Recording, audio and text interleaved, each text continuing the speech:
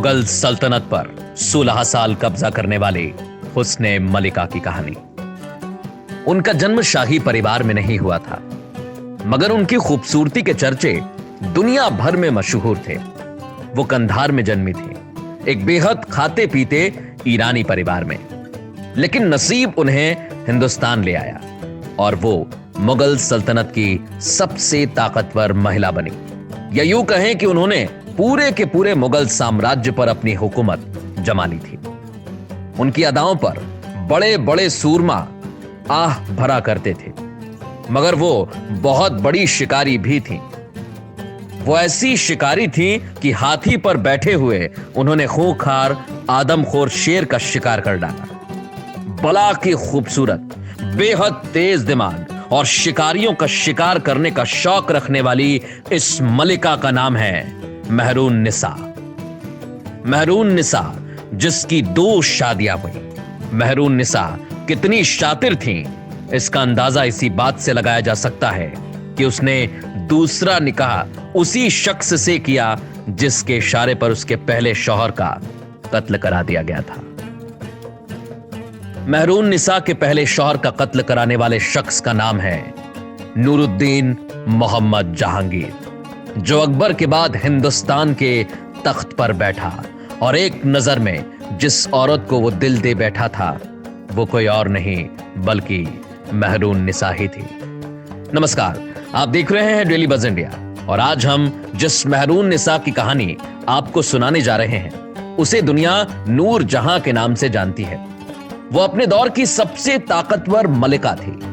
वो मुगल बादशाह जहांगीर की मलिका जरूर थी, लेकिन उससे भी ज्यादा ताकतवर थी। नूर जहां इतनी ताकतवर थी कि उसने शाहजहां को भी गद्दी पर बैठने के लिए पापड़ बिलवा दिए थे।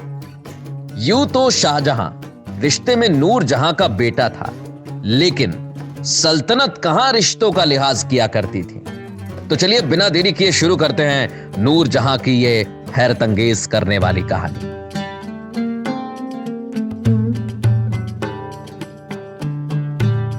नूर जहां उर्फ महरून निसा का जन्म एक बेहद प्रसिद्ध ईरानी परिवार में हुआ था। उनका पहला निकाह 1594 में अली कुली बेग के साथ हुआ, जो कि बहुत बहादुर था। उसकी बहादुरी का अंदाजा इसी बात से लगाया जा सकता है कि जहांगीर ने उसे शेर अफगान के खिताब से नवाजा था। ऐसा इसलिए क्योंकि अली कुली ने एक शेर का बड़ी बहादुरी से शिकार किया था। बाद में यही शेर अफगान जहांगीर का दुश्मन बन बैठा। जहांगीर को अली कुली से बगावत की बू आने लगी थी। वो गुस्से में तमतमाया हुआ था और उसने अली कुली उर्फ शेर अफगान को दरबार में हाजिर होने का हुक्म जारी कर दिया। उधर अली कुली को लाने के लिए मुगल टुकड़ी पहुंची तो शेर अफगान ने बगावत की तलवार निकाल ली। इसी जंग में अली कुली उर्फ शेर अफगान मारा गया।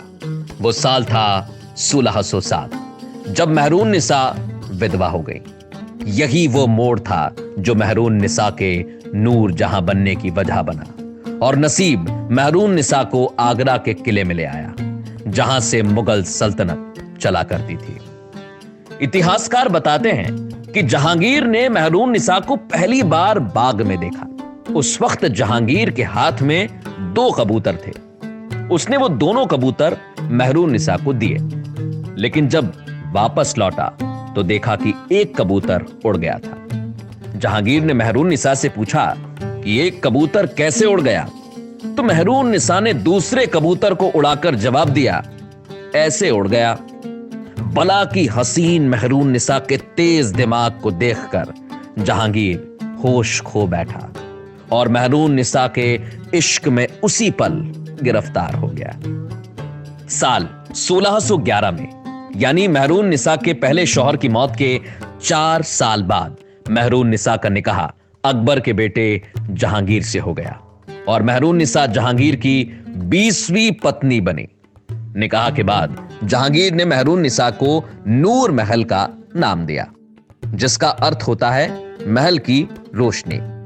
जहांगीर और नूर महल की मोहब्बत परवान चढ़ती गई और बादशाह की आंखों पर महरून निसा के नूर का रंग कुछ ऐसा चढ़ा कि उसने महरून निसा उर्फ नूर महल को नूर जहां का नाम दे दिया।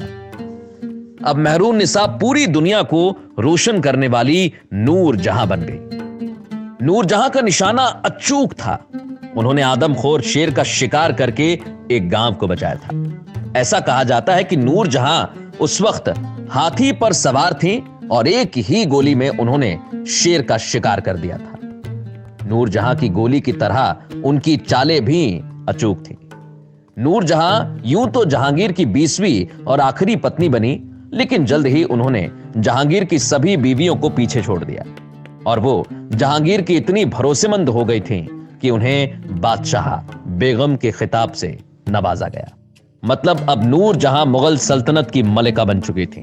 अब नूर जहां मुगल सल्तनत के बड़े फैसले भी लेने लगी थी। उन्होंने आगरा में अपने माता पिता के मकबरे का डिजाइन तैयार कराया था। यह डिजाइन इतना खूबसूरत था कि मुगलों के जमाने के इंजीनियर कहे जाने वाले शाहजहां भी इससे अछूते नहीं रह पाए थे। कहा जाता है कि आगरा का ताजमहल नूर जहां के बनवाए गए इसी मकबरे से प्रेरित है। नूर जहां सल्तनत के कामों में एक मंझे हुए सियासतदां की तरह उभर कर सामने आई। उस जमाने में कई इतिहासकारों ने नूर जहां के बारे में यहां तक लिखा कि जहांगीर शराब और अफीम के नशे में डूब चुका था। उसे मुगल साम्राज्य की कोई सुध नहीं रही थी।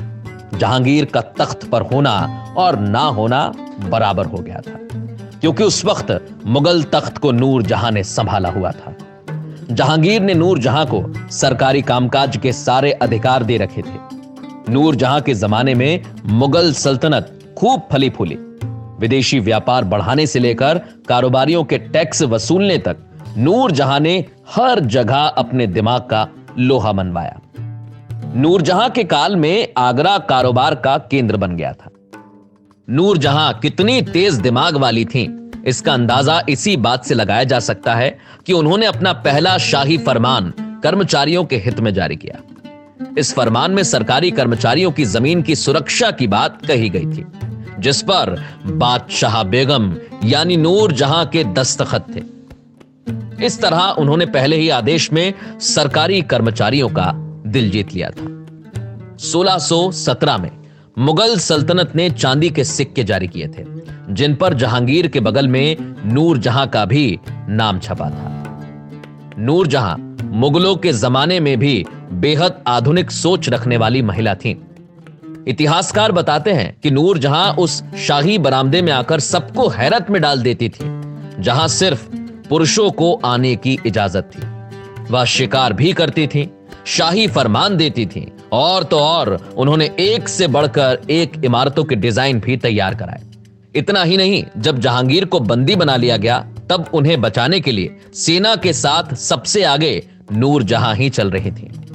नूर जहां ने 16 साल तक जहांगीर के नाम पर मुगल सल्तनत का तख्त संभाला। वो पहली महिला थी जिनके नाम के सिक्के गढ़वाए गए। अगर कहा जाए तो औरंगजेब और अकबर के काल की तरह नूर जहां ने भी मुगल सल्तनत को अलग मुकाम पर पहुंचाया तो यह गलत नहीं होगा।